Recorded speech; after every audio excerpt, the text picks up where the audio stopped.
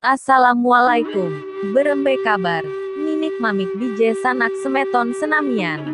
Mudah-mudahan pelungu saksermin video tiang. Selalu dalam keadaan sehat. Dan yang kurang sehat mugi-mugi nenek kaji sakuasa segera mengangkat penyakitnya. Amin ya rabbal alamin. Tiang akan melanjutkan. Pada bagian sebelumnya, diceritakan bahwa Raja Pujut telah mengumumkan penerusnya. Dengan ketentuan sebagai berikut, putra bungsu diangkat menjadi Raja Pujut. Sedangkan putra kedua diangkat menjadi Pepati. Sementara putra pertama meninggalkan istana dan pindah ke Gunung Amuk Batu Kliang.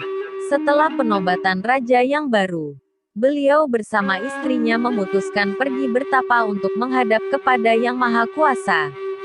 Konon tempat pertapaan beliau di Gunung Rinjani. Ada juga yang menceritakan kalau beliau bertapa di tengah hutan Tunak, yang sekarang dikenal dengan nama Gunung Raden. Sementara itu kerajaan Pujut di bawah pemerintahan Raja Pujut atau anak bungsu sebut saja, Sang Batara. Kerajaan Pujut tambah makmur dan makin luas dengan perluasan wilayah kekuasaannya di sebelah utara yaitu Sukarara, Sengkol, Batujai dan Bonjeruk. Namun saat itu Sang Batara belum juga memiliki istri. Oh ya, admin ralat sedikit di video bagian pertama. Kerajaan Pujut didirikan di sebelah utara Gunung Pujut. Tepatnya di makam Batu Mulut, di Gunung Pujut hanya dibangun tempat pemujaan. Lanjut, di dalam perjalanan menuju tempat pemujaan, Sang Batara menemukan sebuah selendang yang terbuat dari sutra. Dengan rasa penasaran beliau pun naik di tempat pemujaan yaitu Gunung Pujut. Secara tidak sengaja di sebelah utara tempat pemujaan atau lebih tepatnya di depan masjid kuno persis di bawah pohon asem, ada sebuah kolam atau telaga. Di sana Sang Batara bertemu dengan seorang putri yang cantik rupawan sebut saja, Sang Bidadari. Bidadari tersebut sedang linglung mencari sesuatu. Sang Batara pun memperkenalkan diri.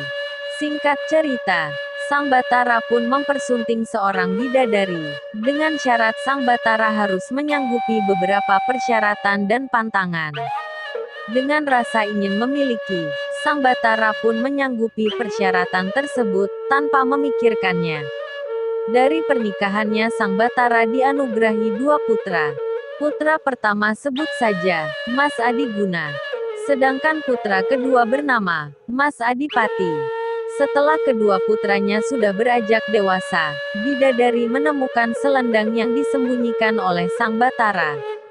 Dengan marah Sang Bidadari pun pergi ke kayangan meninggalkan kedua putra dan suaminya.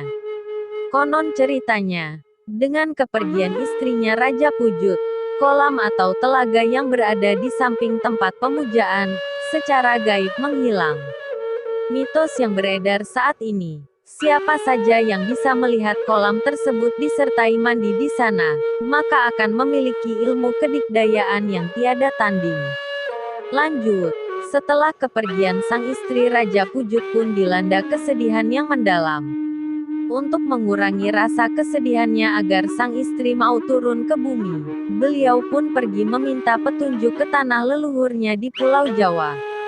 Di mana Pulau Jawa pada saat itu sebagian masyarakatnya sudah memeluk agama Islam.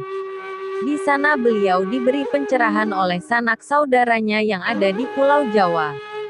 Tidak lama tinggal di sana, beliau pun pulang ke Lombok.